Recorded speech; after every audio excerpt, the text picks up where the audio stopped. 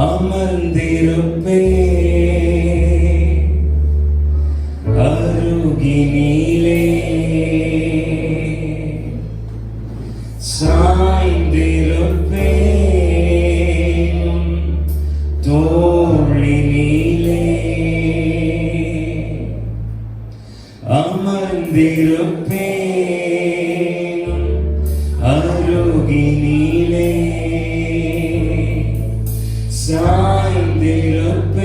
சாய்ந்திருப்பேனும் தோளினிலே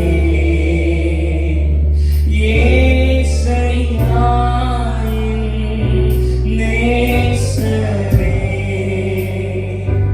அன்பு கொண்டீ ஜீவன் தந்தீ ஏசையா என் நேசரே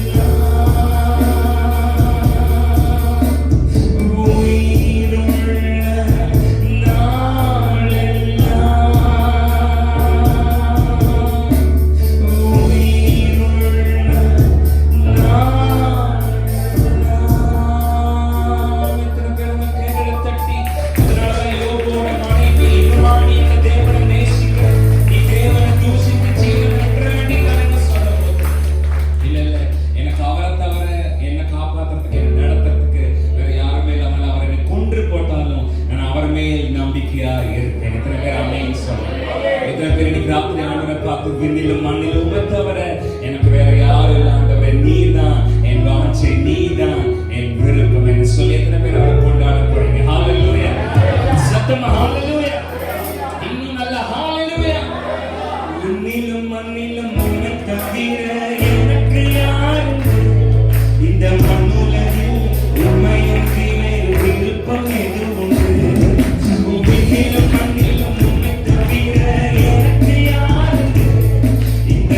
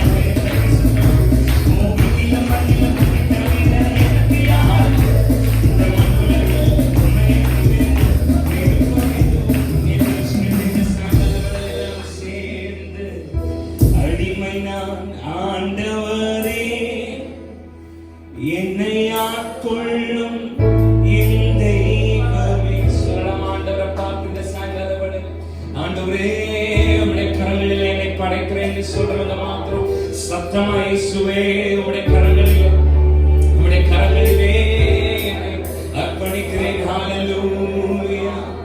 அடிமை நான் ஆண்டவரே, என்னை ஆட்கொள்ளும் என் தெய்வமே. அடிமை நான் ஆண்டவரே, என்னை ஆட்கொள்ளும் என் தெய்வமே. தெய்வமே, தெய்வமே, அடிமை நான் ஆட்கொள்ளும்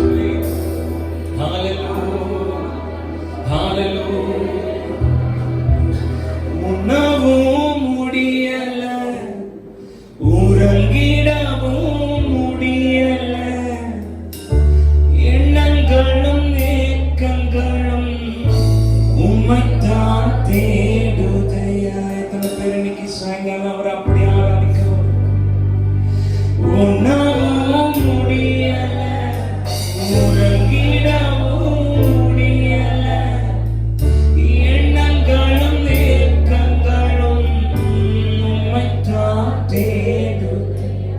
ராஜா நீங்க இல்லாம நான் இல்லையே, உங்க நினைவில்லாத வாழ்வில் நான் வாழ்வே இல்லையே. ராஜா நீங்க இல்லாம கண்களை உயர்த்தி ஆண்டவரை பார். உங்க நினைவில்லாத வாழ்வில் நான் வாழ்வே இல்லையே. உம்மை தேடி தேடி உள்ளம் தேடுதே. உம்மை தேடி தேடி உள்ளம் தேடுதே. இயேசுயா, என் இயேசுயா, என் இதயமெல்லாம் உம்மை தேடுதையா. ஆசையா, இன்னும் ஆசையா, என் உள்ளமெல்லாம் உம்மை பாடுதையா. இயேசையா, என் இயேசையா,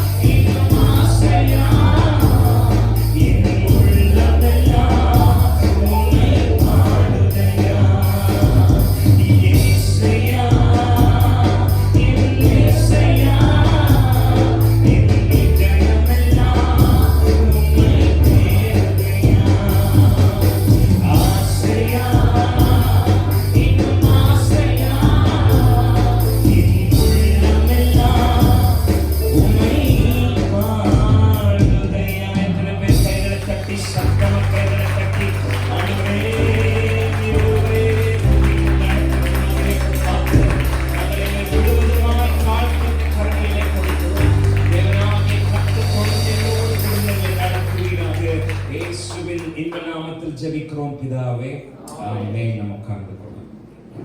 Hallelujah. The book of Jeremiah chapter number 1 verses commencing from 4 through 10. எரேமியாவுடைய தீர்க்கதரிசன புத்தகத்தினுடைய முதலாம் அதிகாரத்தை எல்லாரும் எடுத்துக்க போறோம்.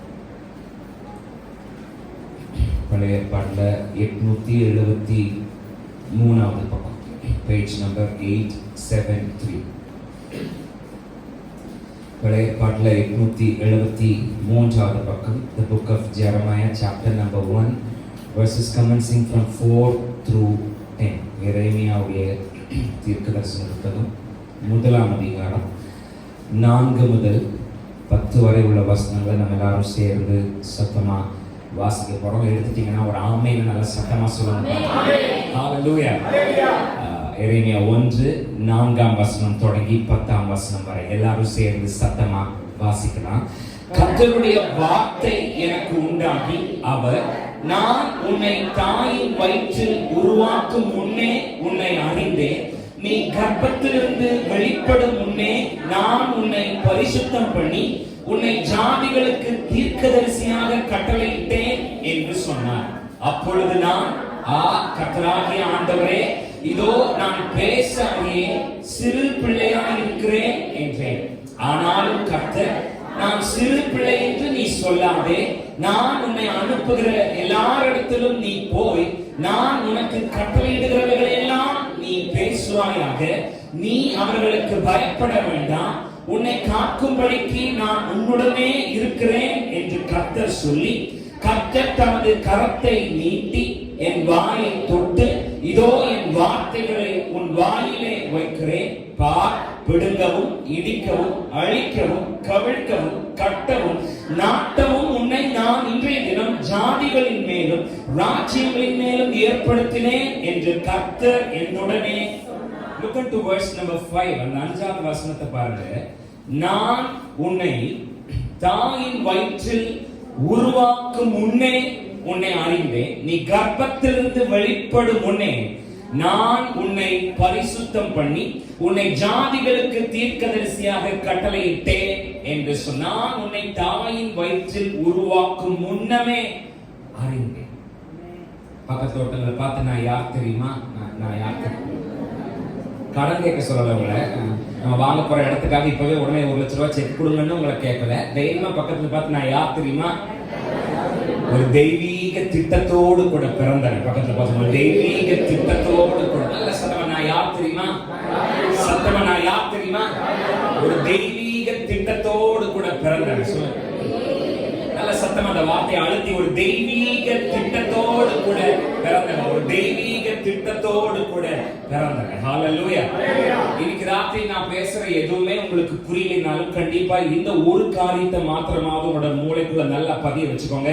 நீங்க சாதாரணமான ஒரு பிறவி இல்லை, மாறாக நீங்க யாருன்னு கேட்டீங்கன்னா ஒரு டிவைன் பர்பஸோட, ஒரு தெய்வீக நோக்கத்தோட இந்த பூமியில பிறந்திருக்கிறவங்க. நான் இப்ப இருந்து அடுத்த 1/2 மணி நேரம் 3/4 மணி நேரம் நான் பேச போற எதுவுமே உங்களுக்கு புரியலனாலும் இந்த ஒரு ஸ்டேட்மெண்ட், இந்த ஒரு கான்செப்ட், இந்த ஒரு விஷயம் நல்ல ஆழமா உங்களோட என்னோட மனசுல பதியட்டும்னா, இந்த பூமியில சாதாரணமான ஒரு பிறவி இல்ல, ஒரு தெய்வீக நோக்கத்தோட, ஒரு தெய்வீக திட்டத்தோட பிறந்த. மறுபடியும் ஒரு பக்கத்துல பார்த்து, நான் யார் தெரியுமா, ஒரு தெய்வீக திட்டத்தோட பிறந்திருக்கிறார், ஒரு தெய்வீக நோக்கத்தோட பிறந்திருக்கிறார். ஹalleluya. நான் ஏன் இதை திரும்ப திரும்ப மறுபடியும் சொல்றேன்னா, இந்த ஒரு காரியம் நம்ம மனசுக்குள்ள நல்லா பதிஞ்சிருச்சுன்னா வாழ்நாள் பூரா மற்றவங்க யாரோ ஒருத்தங்க மாதிரி இருக்கிறதுக்கும் வாழ்றதுக்கும் நாம முயற்சி செய்ய மாட்டோம். நான் எல்லாரும் மாதிரி, I'm not a common man, I'm not a common woman. நான் எல்லாரும் மாதிரியான ஒரு சாதாரண ஒரு மனுஷன், ஒரு பிறவி இல்ல. நான் ஒரு தெய்வீக நோக்கத்தோட, தெய்வீக திட்டத்தோட பிறந்தவ அப்படிங்கிற வார்த்தையை ஏன் திரும்ப திரும்ப அழுத்தி நம்ம மனசுக்குள்ள ரெஜிஸ்டர் பண்ணிக்கணும்னு நான் சொல்றேன்னா, இந்த ஒரு புரிதல், இந்த ஒரு அறிவு, நான் சாதாரணமான ஒரு பிறவி இல்ல, நான் ஒரு தெய்வீக நோக்கத்தோட தான், தெய்வீக திட்டத்தோட தான் இந்த பூமியில நான் இறங்கி வந்திருக்கிறேன், பிறந்திருக்கிறேன், என்னை கர்த்தர் பிறக்க வச்சிருக்கிறார் அப்படிங்கிற புரிதல் நமக்கு இருக்கும்போது வாழ்நாள் பூரா மற்றவங்களை மாதிரி இமிட்டேட் பண்றதுக்கு, வாழ்றதுக்கு நாம முயற்சி செய்ய மாட்டோம். மாறாக இந்த பூமியில என்னோட ஆண்டவர் என்னைய ஒரு குறிப்பிட்ட தெய்வீக நோக்கத்தோட, குறிப்பிட்ட ஒரு தெய்வீக திட்டத்தோட தான் என்னை வச்சிருக்காரு அப்படிங்கிற ஒரு தெளிவான புரிதல் நமக்கு இருக்கும்போது, நான் அடிக்கடி சொல்ற மாதிரி நம்மளோட நட உட தொடங்கி நம்மளோட பேச்சு, நம்மளோட ஜெபம், நம்ம பேய் துரத்துற ஸ்டைலு, நம்ம காணிக்கப்படுறது, நம்ம பிசினஸ் பண்ற அழகு, நம்ம படிக்கிறது எல்லாமே வேற மாதிரி இருக்கும். இந்த புரிதல் நமக்கு இருந்தா, நான் I'm not a common man, I'm not a common woman, I'm here with a divine purpose. நான் இந்த பூமியில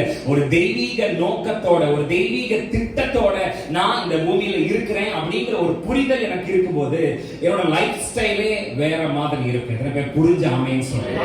ஹalleluya, ஹalleluya. அவன் மறுபடியும் உங்களை நீங்களே பார்த்து மறுபடியும் சொல்றேன், நீ சாதாரண ஆள் இல்லை. உங்களை நீ ஆள் காட்டி வரல, உங்களுக்கு நேரா நீச்சி உங்களை நீங்களே பார்த்து, நீ சாதாரண ஆள். கையெல்லாம் இல்லை உங்களை ஆண்டவரே, கை இல்லாதவங்களுக்கு கை கொடுங்க. உங்களுக்கு நேரம் இல்லை, நீ சாதாரணமான ஆள் இல்லை. சொல், நீ சாதாரணமான ஆள் இல்லை. உன்னோட பிறப்பு இந்த பூமியில ஏதோ ஒரு விபத்து இல்லை. சத்தமா, உன்னோட பிறப்பு இந்த பூமியில ஏதோ ஒரு விபத்து. You are not accident.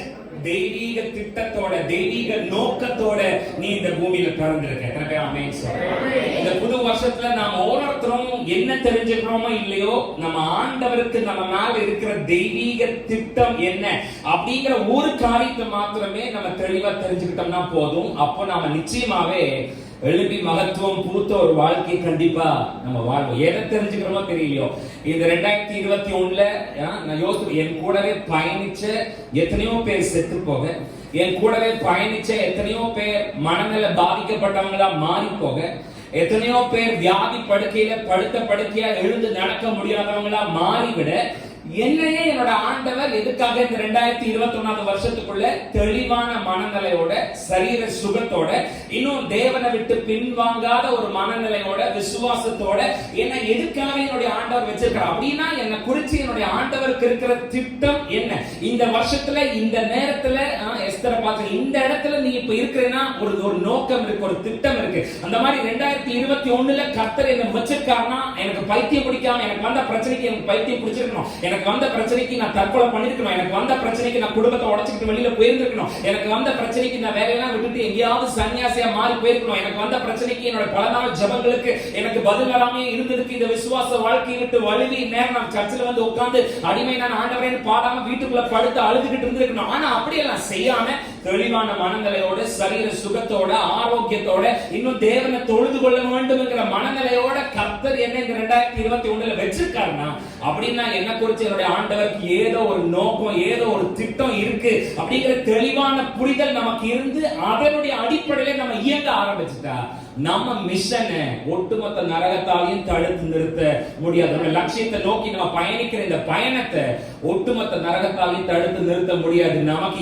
இந்த தெளிவான புரிதல் இருக்கும்போது, நான் ஒரு தெய்வீக நோக்கத்தோட இந்த பூமியில பிறந்திருக்கிறேன் அப்படிங்கிற புரிதல் நமக்கு இருக்கும்போது, எத்தனை பேர் ஆமென் சொல்றோம்? ஹalleluya.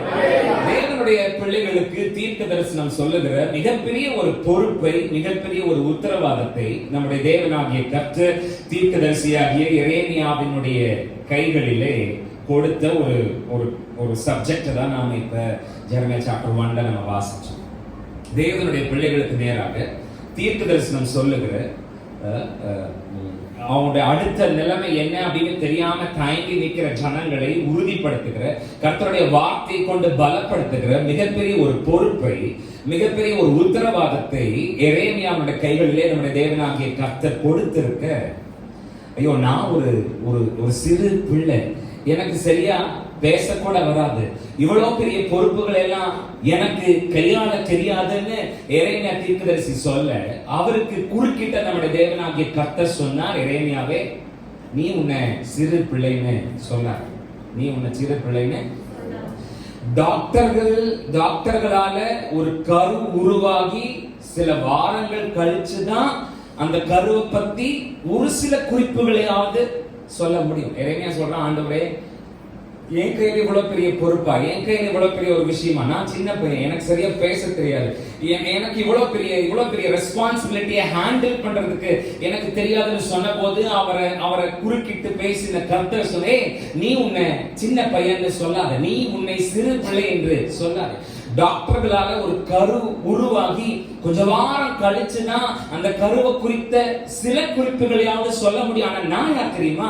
உன்னோட தாயோட கர்ப்பத்துக்குள்ள நீ உருவாகிறதுக்கு முன்னாடியே உன்னை பத்தின எல்லா காரியங்களையும் மிக தெளிவாக மிக துல்லியமாக அறிந்து வைத்திருக்கிற தேவன். அப்படிப்பட்ட நான், நீ உன்னோட அம்மாவோட கர்ப்பத்திலிருந்து வெளியில வர்றதுக்கு முன்னாடியே நான் உன்னை பரிசுத்தம் பண்ணி உன்னை ஜாதிகளுக்கு தீர்க்கதரிசியாக கட்டளையிட்டு வச்சிருக்கிறேன். ஆகவே நான் உனக்கு சொல்லுகிறேன், நீ உன்னை சிறு பிள்ளைன்னு சொல்லி பயந்து ஒதுக்கி உட்கார்ந்துட்டு இருக்காம எழும்பி நான் உன்னை அனுப்புகிற இடத்துக்கெல்லாம் போய் நான் உனக்கு சொல்லுகிற கட்டளைகளின் படி எல்லாம் பேசு என்று சொல்லி எரேமியாவோடு கூட கர்த்தர் பேசுகிறார். ஹalleluya. நீ சாதாரணமான ஆள் இல்ல. நீயும் பக்கத்து வீட்டுக்காரனும் ஒண்ணு இல்ல. நீயும் எழுத்த வீட்டுக்காரனும் ஒண்ணு இல்ல. நீயும் சர்ச்சிலும் பக்கத்துல உட்கார்ந்து இருக்கிறவனும் ஒண்ணு இல்ல. நீயும் இந்த உலகத்துல இருக்கிறவனும் ஒண்ணு இல்ல. உன் மேல ஒரு டிவைன் பர்பஸ், உன் மேல ஒரு தெய்வீக திட்டத்தை, உன் மேல ஒரு தெய்வீக நோக்கத்தை நான் வச்சிருக்கேன். நீ உன்னை சின்ன பையன்னு சொல்லாத. நீ இடம் வாங்க முடியாதுன்னு சொல்லாத. வீடு கட்ட முடியாதுன்னு சொல்லாத. படிப்பை முடிக்க முடியாதுன்னு சொல்லாத. பிசினஸ் ஸ்டார்ட் பண்ண முடியாதுன்னு சொல்லாத. ஊழியத்தை சக்சஸ்ஃபுல்லா செய்ய முடியாதுன்னு சொல்லாத. பெரிய உயரத்துக்கு போக முடியாதுன்னு சொல்லாத. நான் உன்னை சாதாரணமா வைக்கல. நீ ஒரு டிவைன் பர்பஸோட, ஒரு டிவைன் நோக்கத்தோட, ஒரு தெய்வீக சித்தத்தோட, தெய்வீக திட்டத்தோட இந்த பூமியில பிறந்திருக்கிற. அதனால பயந்து ஒளிஞ்சு உட்கார்ந்து இருக்கிறத நிறுத்திட்டு எழும்பி நான் உனக்கு சொல்லுகிறபடியெல்லாம் பேசுன்னு சொல்லி கர்த்தர் பேசினார். எத்தனை பேர் ஆமென் சொல்லுங்க? ஹalleluya. சத்தமா ஹalleluya. I have a divine purpose on me. என் மேல ஒரு தெய்வீக திட்டம் இருக்கு. என் மேல ஒரு தெய்வீக நோக்கம். ஏன் என் வீட்டுக்குள்ள எத்தனையோ பேர் இருக்கு, என் குடும்பத்துக்குள்ள எத்தனையோ பேர் இருக்கு, என் ஜாதியில எத்தனையோ பேர் இருக்கு, என் தெருவில் எத்தனையோ பேர் இருக்கு, நான் வேலை செய்யற இடத்துல எத்தனையோ பேர் இருக்கு, நான் படிக்கிற இடத்துல எத்தனையோ பேர் இருக்கு. Why me?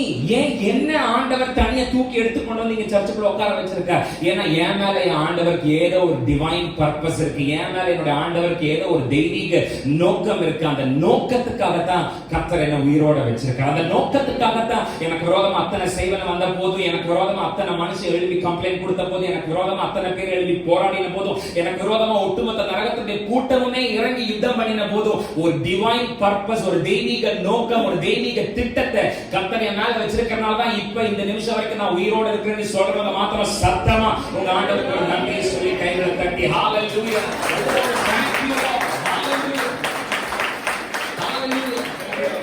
ராத்திரி அவருடைய சமூகத்துக்கு வந்திருக்கிற என்னை உங்களையும் பார்த்து பரலோகம் பேசுற சத்தமான ஒரு வார்த்தை என்ன தெரியுங்களா? நீ உருவாகிறதுக்கு முன்னாடியே உன்னை அறிஞ்சன்னா உன்னை ஒரு தெய்வீக நோக்கத்தோட திட்டத்தோட இந்த பூமிக்கு அனுப்பியிருக்கேன். என்னோட அஜெண்டால உன்னை வச்சு செய்யறதுக்கு ஒரு பெரிய லிஸ்டே என் கையில இருக்கு. நான் மறுபடியும் சொல்றேன், இன்னைக்கு ராத்திரி பரலோகம் ரொம்ப சத்தமா என்கிட்ட உங்ககிட்ட சொல்ல விரும்புற ஒரு வார்த்தை, நீ உருவாகிறதுக்கு முன்னாடியே உன்னை அறிஞ்சன்னா ஒரு தெய்வீக நோக்கத்தோட, ஒரு தெய்வீக திட்டத்தோட உன்னை இந்த பூமிக்கு அனுப்பி இருக்கிற. என்னோட அஜெண்டால உன்னை வச்சு செய்யறதுக்கு ஒரு பெரிய லிஸ்டே இருக்கு. ஆகவே ஒரு தெய்வீக நோக்கத்தோடு திட்டத்தோடு பிறந்திருக்கிற நீ, பொல்லாத சத்ருவானவன் உன் மேல இருக்கிற அந்த தெய்வீக திட்டத்தை நோக்கத்தை எடுத்துறாதபடிக்கு பார்த்துக்கோ. அதுதான் இன்னைக்கு ராத்திரி. ஏன்னா நீ யாருன்னு கரெக்டா தெரிஞ்சுக்கோ. நீ சாதாரணமான ஆள் இல்ல. You are here with a divine goal. You are here with a divine purpose. நீ ஒரு தெய்வீக நோக்கத்தோடு இந்த பூமியில இருக்க. நீ உருவாகிறதுக்கு முன்னாடியே உன் எலும்புகளை அறிஞ்சு, உன் கலர் எப்படி இருக்கும், உன் ஸ்கின் எப்படி இருக்கும், எல்லாமே தெரிஞ்ச நான் உன்னை ஒரு குறிப்பிட்ட பர்பஸ்க்காக உன்னை உருவாக்கி, ஒரு குறிப்பிட்ட பர்பஸ்க்காக தான் உன்னை தூக்கி என்னோட மந்தைக்குள்ள வச்சிருக்கேன். அப்படி இருக்கும்போது உன் மேல இருக்கிற அந்த தெய்வீக திட்டத்தை, அந்த நோக்கத்தை பிசாசு அழிச்சிடாம பார்த்துக்கோ. பிசாசு அதை கொன்றாம, அந்த கருவை கலைச்சிடாம, உன் மேல நான் வச்சிருக்கிற அந்த தெய்வீக திட்டத்தை, நோக்கத்தை கலைச்சிடாம.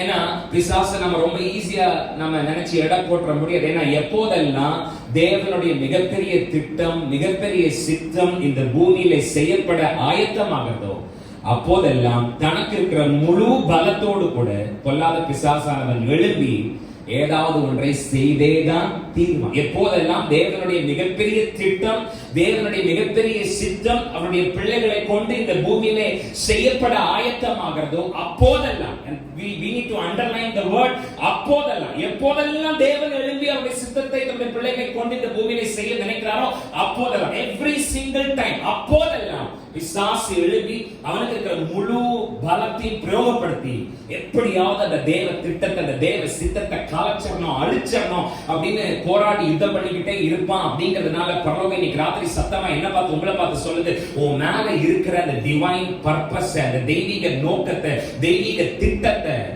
பிசாசு அழிச்சிடாம பார்த்துக்கோ, பிசாசு கலைச்சிடாம. பைபிள்ல நமக்கு நான் இங்கிலீஷ் பைபிள்ல கேஜேவி வெர்ஷன்ல இருக்கிறத வச்சு நான் சொல்றேன், 7,80,000க்கும் மேற்பட்ட வார்த்தைகள் நம்ம பைபிள்ல இருக்கு. நியூ டெஸ்டமெண்ட்ல மாத்திரம், புதிய ஏற்பாட்டுல மாத்திரம் 1,80,000க்கும் மேற்பட்ட வார்த்தைகள் இருக்கு. பட் மோஸ்ட் பவர்ஃபுல் வேர்ட்ஸா நான் கருதுற ஒரு 3 வார்த்தைகள், when Jesus was born, இயேசு பிறந்த போது. நமக்கு மேத்யூ சாப்டர் 2 verse 1ல இயேசு பிறந்த போது, எல்லாரும் சொல்லுங்க இயேசு. ஒரு தெய்வீக நோக்கத்தோட இருக்கிற நீங்க பேசுறத பார்த்து பரலோகம் அப்படியே பல்ல 32 காட்டுது. சத்தமா சொல்லுங்க இயேசு பிறந்த போது, சத்தமா இயேசு பிறந்த. And when Jesus was born, இங்கிலீஷ்ல, தமிழ்ல இயேசு பிறந்த போது, இங்கிலீஷ்ல and when Jesus was born. அதுல இந்த Jesus was bornங்கற அந்த 3 வேர்ட் மட்டும் பிராக்கெட் பண்ணி தனியா எடுத்தா இயேசு பிறந்தார். எல்லாம் சொல்லுங்க இயேசு பிறந்தார். சத்தமா சொல்லுங்க இயேசு பிறந்தார். இந்த 2 வார்த்தை the most powerful word, இயேசு பிறந்தார். ஏன் அப்படி சொல்றேன்னா, நீங்க வேதாகமத்தினுடைய பக்கங்களை எல்லாம் திருப்பி தேடி வாசித்து பார்த்தீங்கன்னா, ஏதேன் தோட்டத்துல ஆதாம் பாவம் செய்த போது தேவனாகிய கர்த்தர் அதற்கு காரணமாக இருந்த பிசாசு என்கிற சர்ப்பத்தை பார்த்து, உனக்கும் ஸ்திரீக்கும் உன் வித்துக்கும் அவள் வித்துக்கும் பகை உண்டாக்குவேன், அவர் உன் தலையை நசுக்குவார், நீ அவர் குதிங்காலை நசுக்குவாய் என்று சொன்ன அந்த நேரத்தில் இருந்து, ஜெனசிஸ் 3:15 இருந்து அங்க தொடங்கி அந்த இடத்துல இருந்து பிசாசு பாம்பாகவே வடிவெடுத்தவன். அப்ப ஒரு ஸ்திரீயினுடைய வித்து, ஒரு ஸ்திரீயினிடத்திலிருந்து பிறக்க போற ஒரு பிள்ளை, அதுதான் என் தலையை நசுக்க போகுது.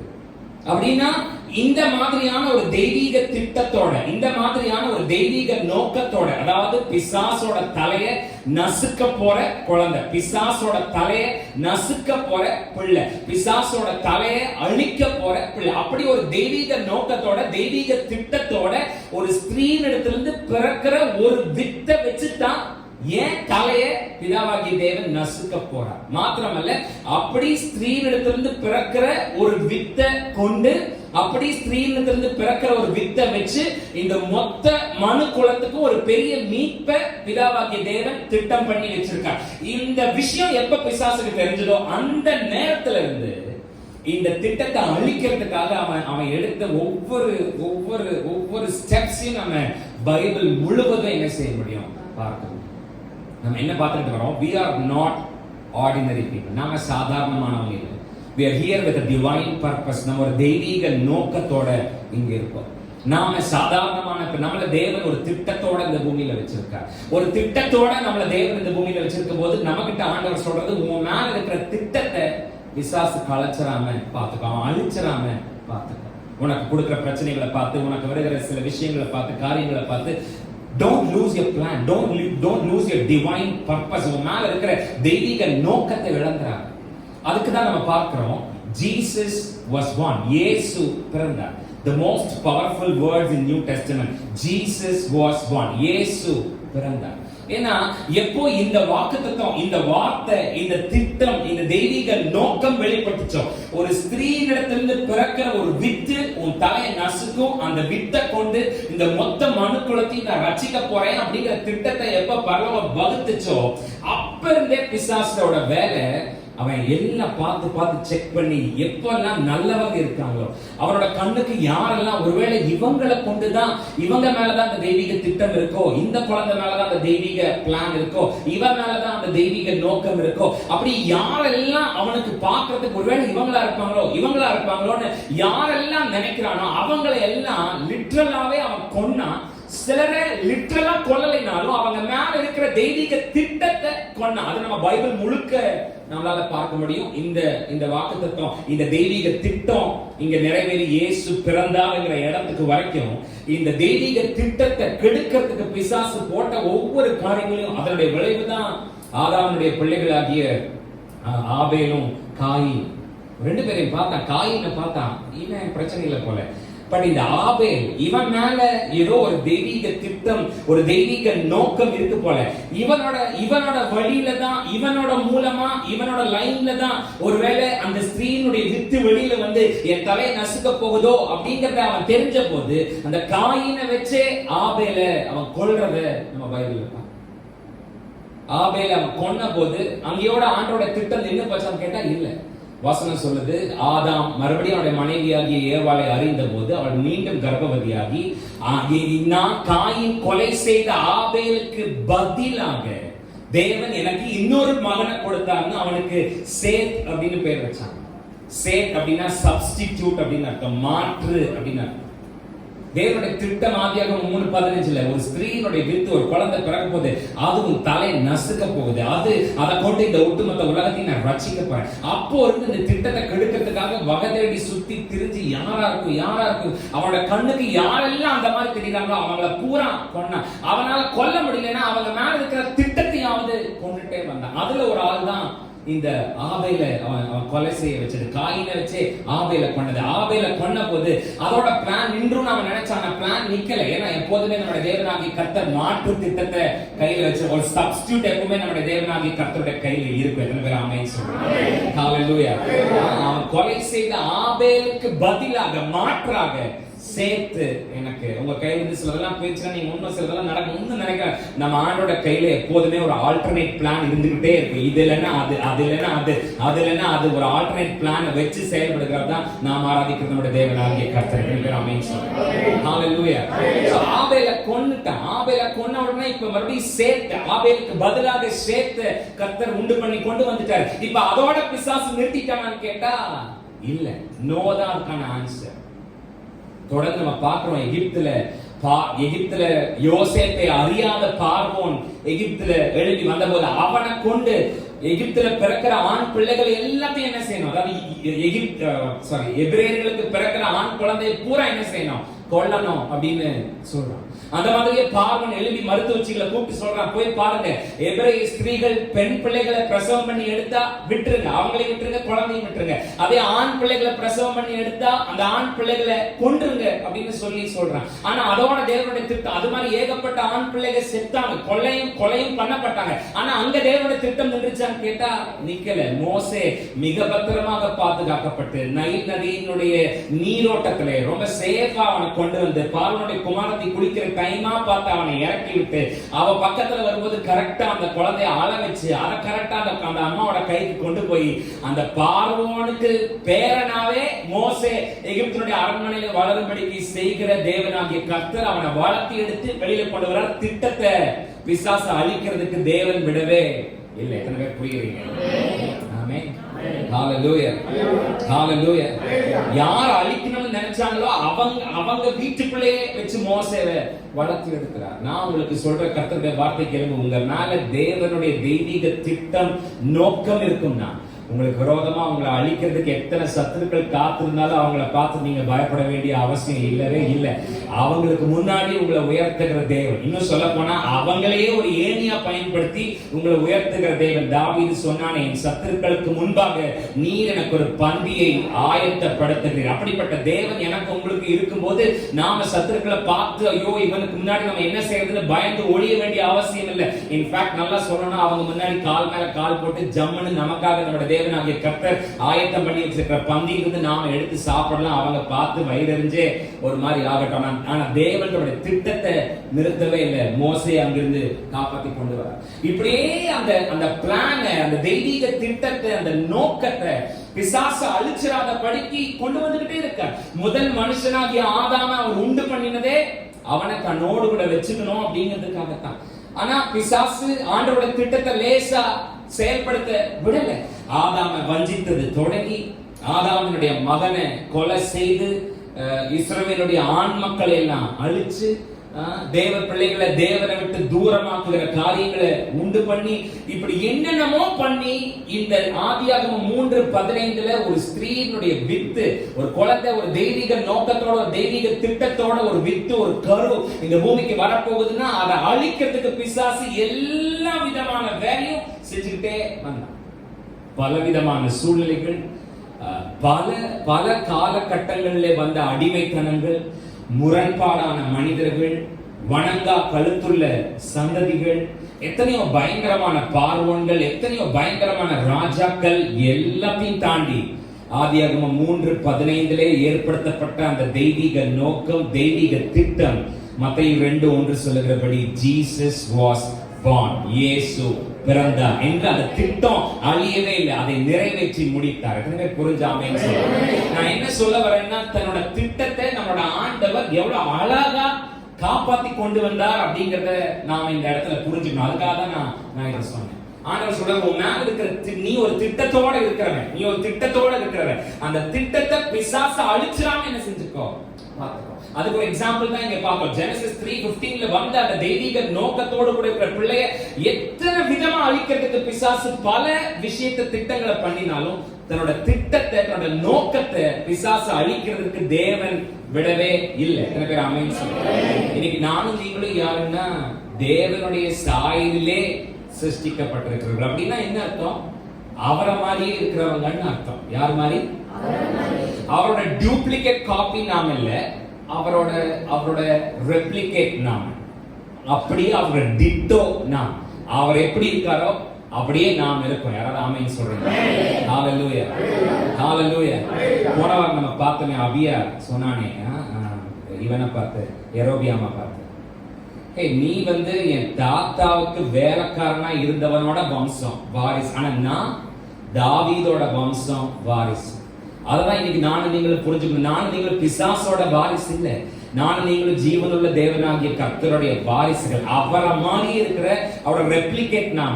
அவர் எப்படி அவரோட திட்டத்தை பிசாசு அழிக்காம காப்பாத்தி எடுத்தாரோ அதே மாதிரி அவரை மாதிரியே நானும் நீங்களும் இருக்கிறோம் அப்படிங்கிறது உண்மைன்னா, அவரை மாதிரியே நம்மளை சிருஷ்டிச்சிருக்காரு அப்படின்னா நாமளும் நம்ம மேல இருக்கிற தெய்வீக திட்டத்தை, தெய்வீக நோக்கத்தை பிசாசு அழிக்காம பார்த்துக்கணும். அப்பதான் நாம அவரோட பிள்ளைங்கன்னு சொல்றதுக்கே கெத்துன்னு சொன்னா எத்தனை பேர் ஆமென் சொல்லுங்க? ஹalleluya. ஏன்னா நாம யார் மாதிரி இருக்கோம்? அவரை மாதிரி. we are literally like him. we are the replica of him. அவரை மாதிரியே இருக்கோம். அவர் எப்படி இருந்திருக்காரு? ஜெனசிஸ் 3:15 போட்ட அந்த தெய்வீக திட்டத்தை பிசாசு எத்தனை வடிவத்துல, எத்தனை மனுஷங்களை வச்சு, எத்தனை பார்வோனை வச்சு, எத்தனை பயங்கரமான அதிகாரிகளை வச்சு, பயங்கரமான வணங்கா கழுத்துள்ள ஜனங்கள் கீழ்ப்படிய மாட்டானுங்க. இங்க அங்க நிப்பானுங்க, அங்க இங்க நிப்பாங்க, அங்க போகாதன போவாங்க, விக்கிரகத்தை வணங்காதன வணங்குவாங்க, அந்நிய நுகங்களோட கலக்காதீங்க கலக்குவாங்க. இது எல்லாத்தையும் பண்ணி பிசாசு 1000 திட்டங்களை போட்டாலும் தேவன் தன்னுடைய தெய்வீக நோக்கத்தை, தெய்வீக திட்டத்தை பிசாசு அழிக்காம காப்பாத்தினார்னா அவருடைய சாயலிலே சிருஷ்டிக்கப்பட்டிருக்கிற நானும் நீங்களும் நம்ம இருக்கிற தெய்வீக நோக்கத்தை, திட்டத்தை பிசாசு அழிக்காம பார்த்துக்கணும். அதுதான் அவரோட பிள்ளைகள் சொல்றதுக்கு கெத்து. எத்தனை பேர் ஆமென் சொல்றீங்க? ஹalleluya. சத்தமா ஹalleluya. அவருடைய ஒரு தெய்வீக நோக்கத்தோட, தெய்வீக திட்டத்தோட இந்த பூமியில நாம இருக்கோம் அப்படின்னா நமக்கு ஒண்ணு தெரியணும், யுத்தத்துல நாம ஃப்ரண்ட் லைன்ல நிக்கிறோம் அப்படின்னு நமக்கு நல்லா மனசுல புரியும். நாம ஒரு தெய்வீக நோக்கத்தோட, ஒரு தெய்வீக திட்டத்தோட இந்த பூமியில இருக்கிறோம் அப்படிங்கும் போதே நமக்கு ஒரு விஷயம் நல்லா புரியணும். நான் போர்க்களத்துல ஃப்ரண்ட் லைன்ல என்ன செய்றேன்? அதான் நான் போன வாரமே சொன்னேன். நீங்க போற சர்ச்சில் உனக்கு பிரச்சனையே வராதுன்னு சொன்னா அந்த சர்ச்சில் ஏதோ பிரச்சனை இருக்கிறதா அர்த்தம். எவ்வளவு சீக்கிரம் அந்த சர்ச்சை மாத்திர முடியுமோ அவ்வளவு சீக்கிரம் அந்த சர்ச்சை மாத்திருங்க. ஏன்னா இங்க நமக்கு யுத்தங்கள், போராட்டங்கள், பாடுகள் உண்டு. பெரிய பெரிய மலை போன்ற அனுபவங்கள் இருக்கு, ஆழமான பள்ளத்தாக்கான அனுபவங்கள் இருக்கான. இந்த ரெண்டு எக்ஸ்ட்ரீமுக்கு நடுவில் இருக்கிற நல்ல செய்தி என்னன்னா, நாம எங்க இருந்தாலும் அங்க நாம ஆராதிக்கிற நம்முடைய தேவனாகிய கர்த்தர் இருப்பார், நம்மளை கைவிடவே மாட்டார், நம்மளை அவர் ஜெயிக்க வைப்பார். ஹalleluya. சத்தமா ஹalleluya. தெய்வீக நோக்கத்தோடு, தெய்வீக திட்டத்தோடு நான் இருக்கிறேன் அப்படின்னு சொன்னா பிசாசோட தந்திரங்களை எதிர்த்து நிற்க திராணி உள்ளவர்களாக நானும் நீங்கள் என்ன செய்யணும்? இருக்கணும். எத்தனை பேர் ஆமென் சொல்றீங்க? ஹalleluya. அப்படினா பிசாசோட அவனோட கூட்டத்தோட எனக்கு போராட்டம் இருக்கா பிரதர்? எனக்கு விரோதமா அவன் ஆயுதங்களை உருவாக்கி அனுப்பிக்கிட்டேனா இருப்பானா பிரதர்? ஆமா, பிசாசோட அவனோட கூட்டத்தோட உங்களுக்கு போராட்டம் இருக்கு. ஆனா கவனிங்க, அவனால போராட முடியுமே ஒழிய ஒரு நாள் உங்களை மேற்கொள்ள முடியவே முடியாது. உங்களுக்கு விரோதமா அவனால ஆயுதங்களை உருவாக்க முடியுமே தவிர ஒரு நாள் அந்த ஆயுதங்களை உங்களுக்கு விரோதமா அவனால செழிக்க வைக்கவே முடியாது. உங்க பக்கத்துல வரைக்கும் அவனால வர முடிஞ்சாலும் ஒரு காலத்திலையும் உங்களை அவனால தொட முடியாது. ஏன்னா ஒரு தெய்வீக திட்டத்தோட தெய்வீக நோக்கத்தோடு இந்த பூமியிலே உங்களை பிறக்க செய்திருக்கிற உங்களுடைய தேவனாகிய கர்த்தர் சகரியா 2:5 படி அவருடைய பிள்ளைகளாகிய உங்களை சூழ அக்கினி மதிலாக மகிமையாக இருந்து உங்களை பாதுகாத்துக் கொண்டே இருப்பார். பிசாசால உங்களுக்கு ஒரு சேதத்தையும் உண்டு பண்ண முடியாது. ஹalleluya. சத்தமா ஹalleluya. அப்ப we have a divine purpose. நான் சாதாரணமான ஆள் இல்ல. என்னால ஒரு தெய்வீக திட்டம் இருக்கு, தெய்வீக நோக்கம் இருக்கு. நான் இந்த பூமியில I'm not an accident here. நான் ஒரு விபத்து இல்லை இந்த பூமியில. ஏதோ என் அம்மா அப்பாவும் கல்யாணம் பண்ணினதுனால ஏதோ அவங்க because they have some sexual inclination அதனால உருவானவன் இல்லை நான். I'm not an accident here. நான் ஒரு விபத்து இல்லை.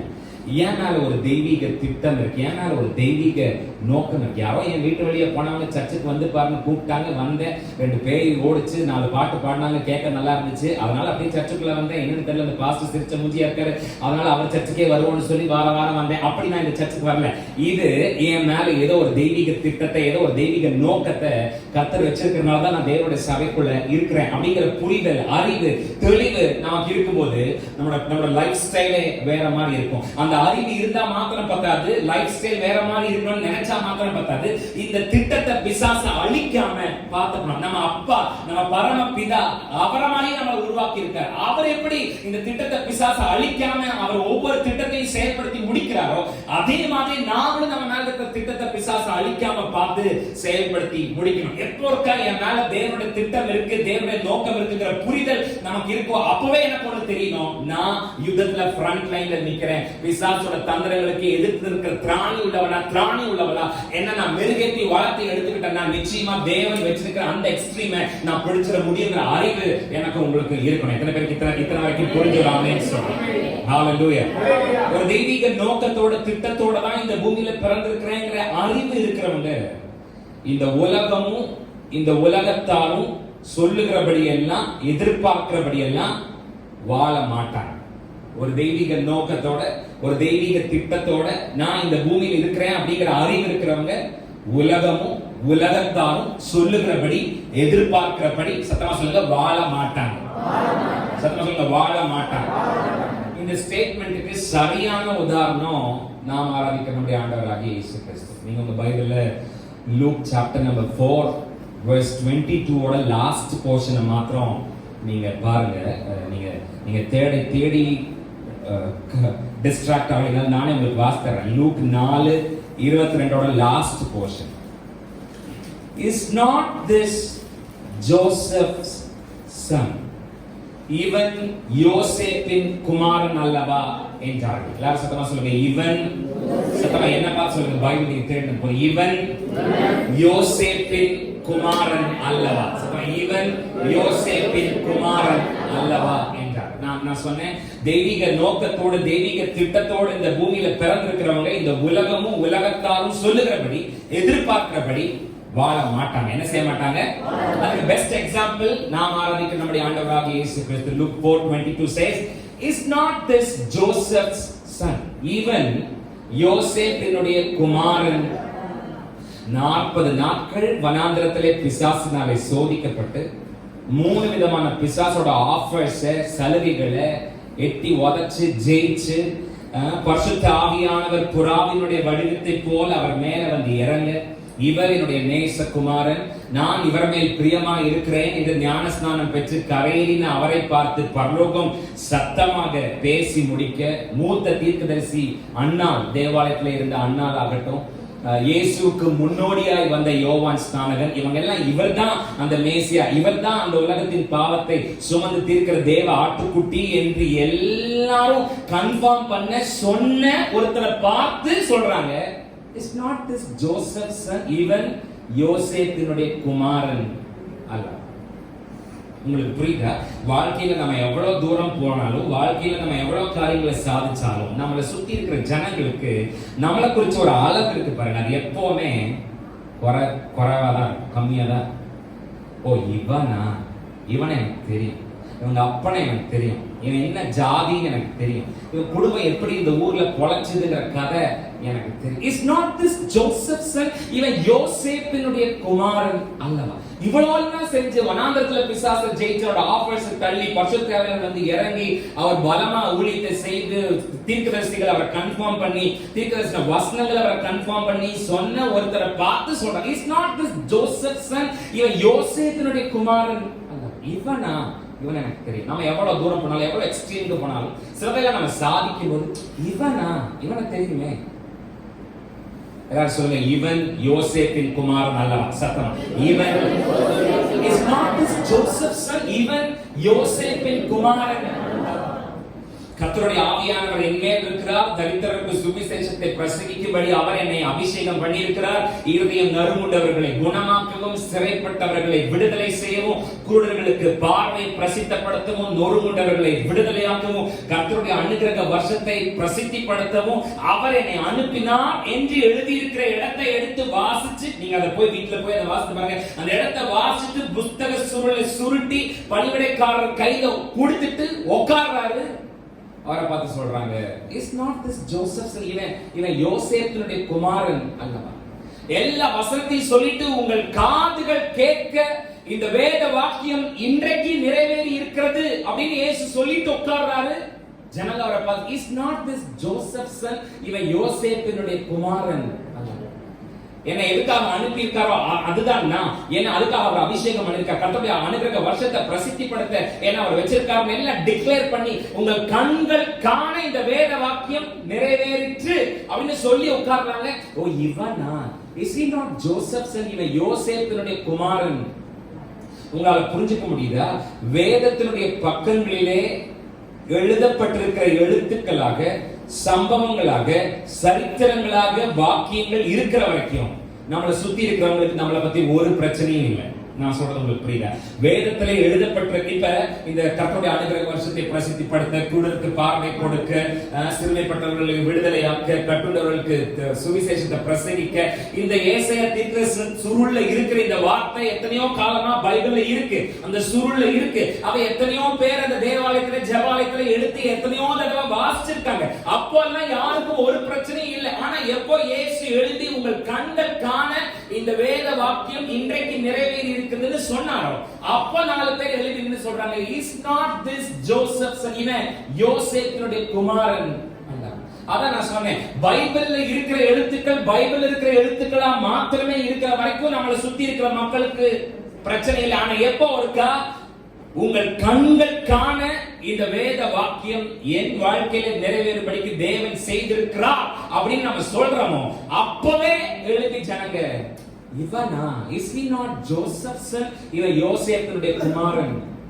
வேத வாக்கியத்தில் எழுதி இருக்கிறபடி நான் கடன் வாங்குறவனா இல்லாம இப்போ கடன் கொடுக்கிறவனா மாறி இருக்கேன். வேத வாக்கியத்தில் எழுதி இருக்கிறபடி நான் செய்கிற காரியத்தை எல்லாம் கர்த்தர் வாய்க்க பண்ணிக்கொண்டே வருகிறபடினால நான் செய்யற பிசினஸ் எல்லாம் ஆண்டவர் ஆசீர்வதிச்சுட்டே வரார். வேத வாக்கியத்தில் எழுதி இருக்கிறபடி வீடுகளை கட்டி அதிலே குடியேறுவார்கள் என்ற வார்த்தையின்படி நான் வீடுகளை கட்டி நான் குடியேறிட்டேன். வேத வாக்கியங்களின்படி ஆணிலாங்கிலும் பெண்ணிலாங்கிலும் மலடி இல்லை என்ற வார்த்தையின்படி தேவன் எனக்கு புத்திர சந்தானம் அருளி இருக்கிறார். வேத வாக்கியத்தின்படி அவருடைய பெருமைப்படுத்தி இருக்கிறார். வேத வாக்கியத்தில் எழுதி இருக்கிறபடி என்னை கொண்டு அவர் சொன்னபடியே அவரிலும் பெரிய அற்புதங்களை செய்து கொண்டிருக்கிறார். உங்கள் கண்கள் காண இந்த வேத வாக்கியங்கள் நிறைவேறி இருக்கிறதுன்னு எப்போ நாம சொல்றோமோ, அப்போதான் நம்மளை சுத்தி இருக்கிறவங்களுக்கு பிரச்சனை உடனே எழும்பி, is not this Joseph son? இவன் யோசேப்பினுடைய குமாரன். உடனே அவனுடைய ஸ்டேட்மெண்ட், இவன் நேத்து வந்தவனாச்சே, இவனுக்கு படிப்பறிவு இல்லையாச்சே, இவன் இந்த ஜாதியை சார்ந்தவனாச்சே, இவனுக்கு பெருசா பின்புல எதுவும் இல்லையாச்சே, இவன் கிறிஸ்தவ குடும்பத்தினுடைய பாரம்பரியத்தில் பிறக்கலையாச்சே, இவன் ஞானஸ்தானம் எடுக்கலையாச்சே. Is he not Joseph son? இவன் யோசேப்பினுடைய குமாரன் அல்ல.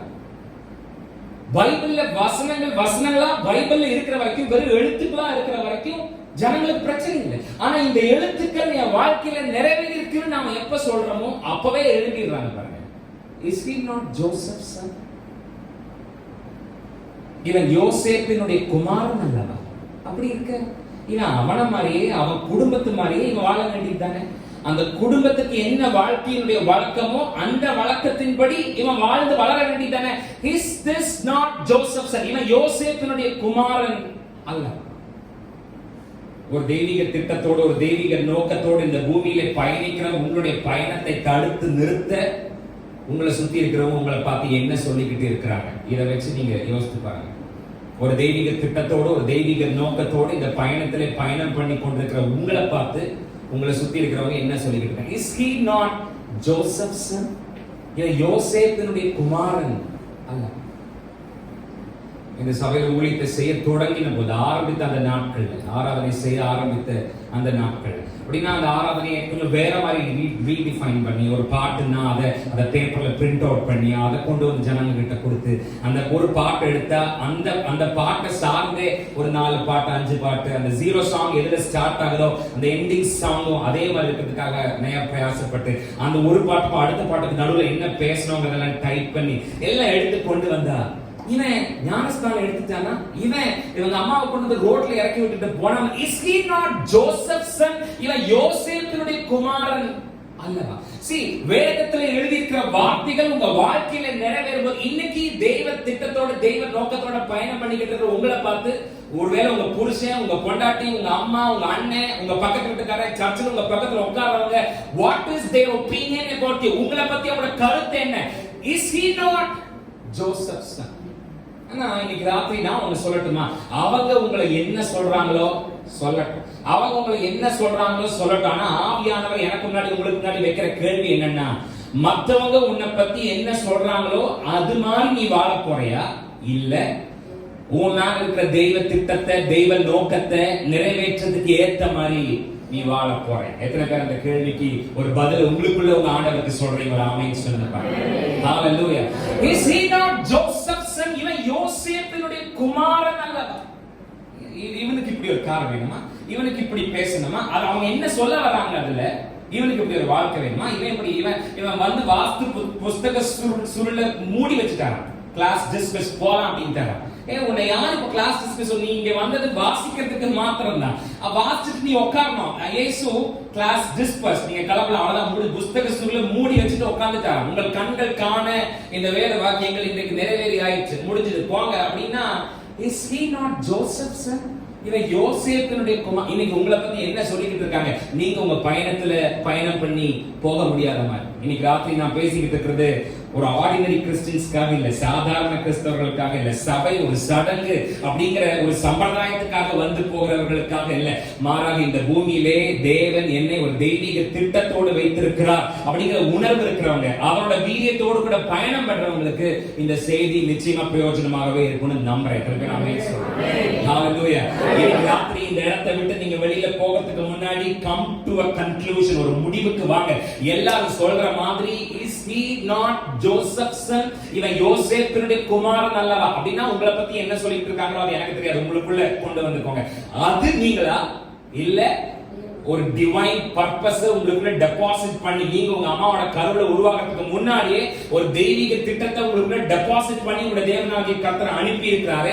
அந்த திட்டம் நீங்களா? இல்ல உங்களை சுத்தி இருக்கிறவங்க சொல்றது நீங்களா? நீங்க எந்த வாழ்க்கையை வாழ்றதுக்கு முடிவு பண்றீங்கங்கறத முடிவு பண்ணிட்டு இன்னைக்கு ராத்திரி இங்க இருந்து வெளியில போனீங்கன்னா அது உங்களுக்கு பிரயோஜனமா இருக்கும். எத்தனை பேர் ஆமென் சொல்றாங்க? பக்கத்துல உட்கார்ந்து இருக்கிறவங்களை பார்த்துக்கிறீங்க, நீங்க எப்படி எல்லாரும் சொல்ற மாதிரி வாழ போறீங்களா? அவங்களுடைய எதிர்பார்ப்பின்படி வாழ போறீங்களா? இல்ல உங்க மேல இருக்கிற தெய்வீக திட்டத்தின்படி வாழ போறீங்களா? ஹalleluya.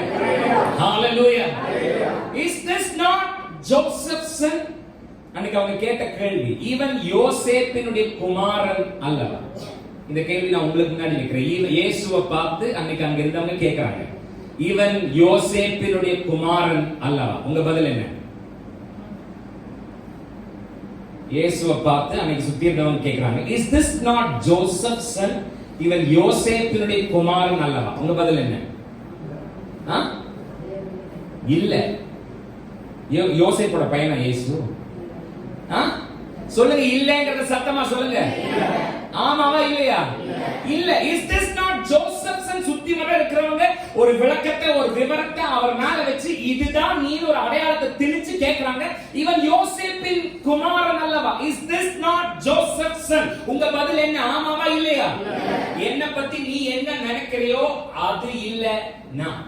I am not who you think I am. நீ என்ன பத்தி என்ன நினைக்கிறியோ அது இல்லன்னா. உனக்கு என்ன பத்தி ஒரு புரிதல் இருக்கு.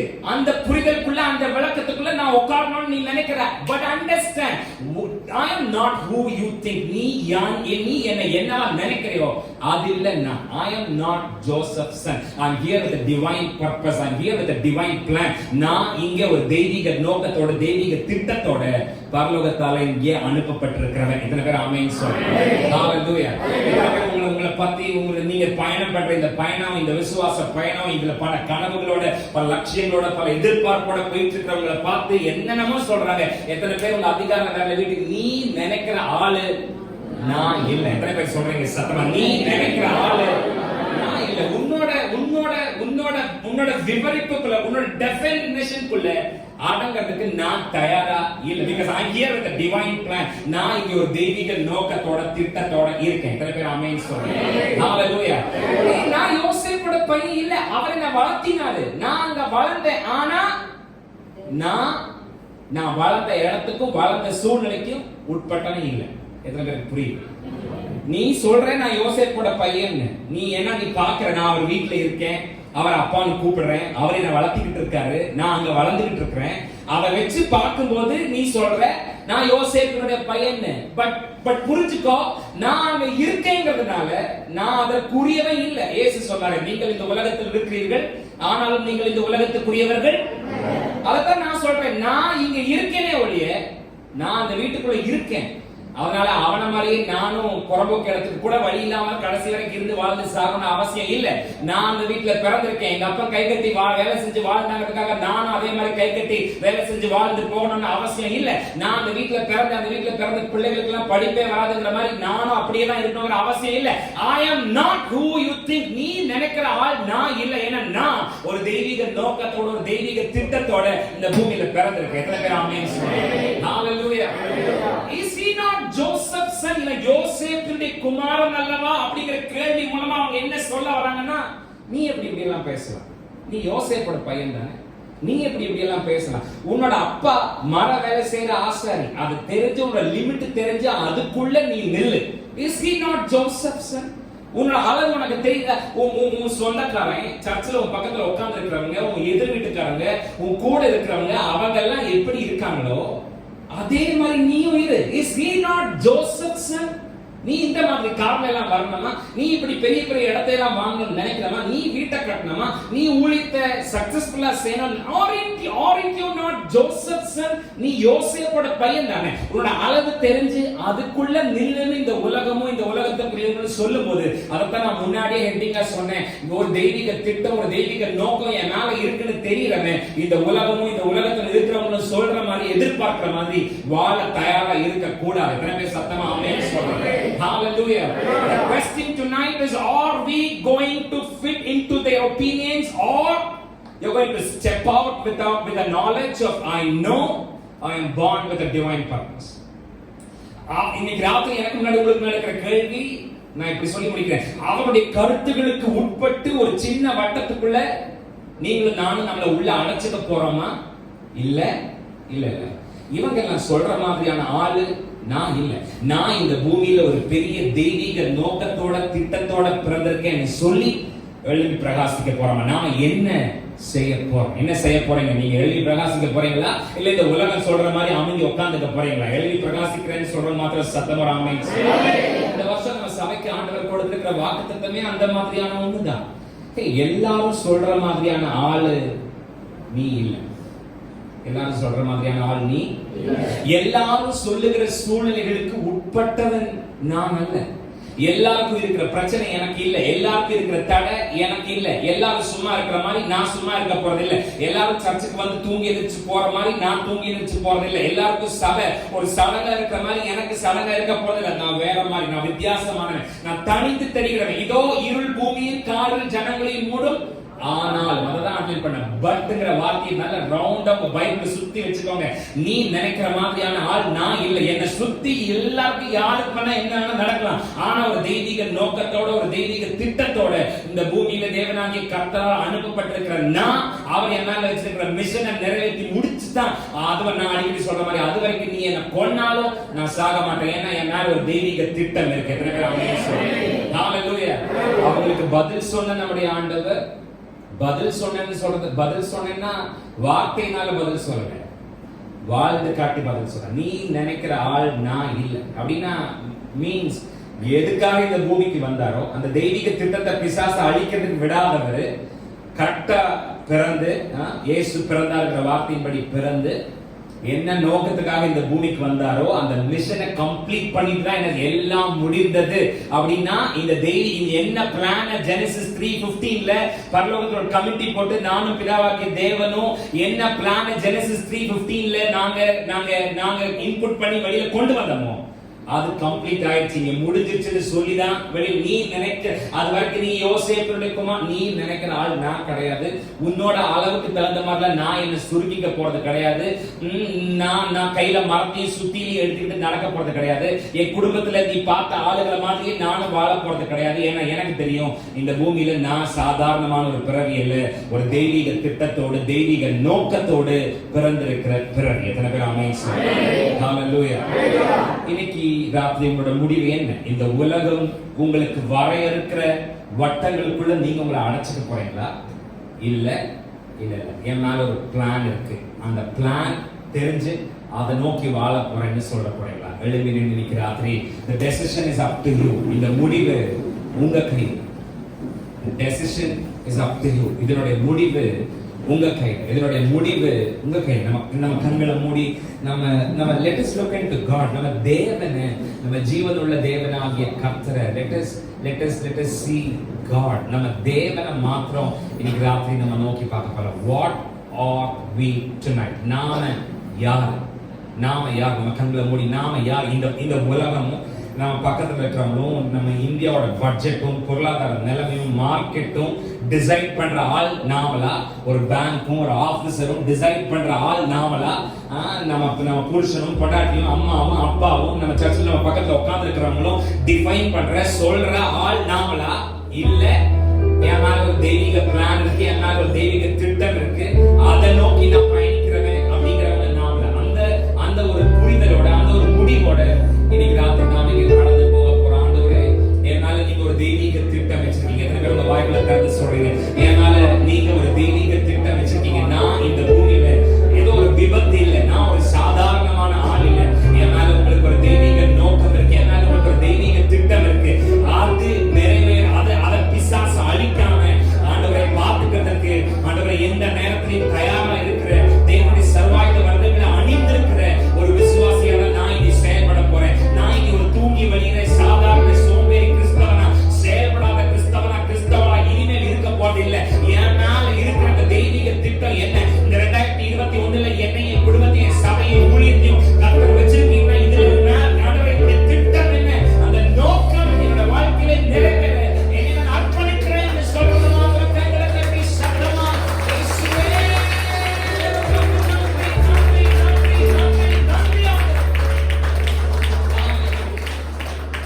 ஹalleluya. ஆண்டவரே உம்மை துதிக்கிறோம், ஸ்தோத்திரிக்கிறோம். தொடர்ந்து நம்முடைய சமூகம் எங்களை தாங்கி நடத்த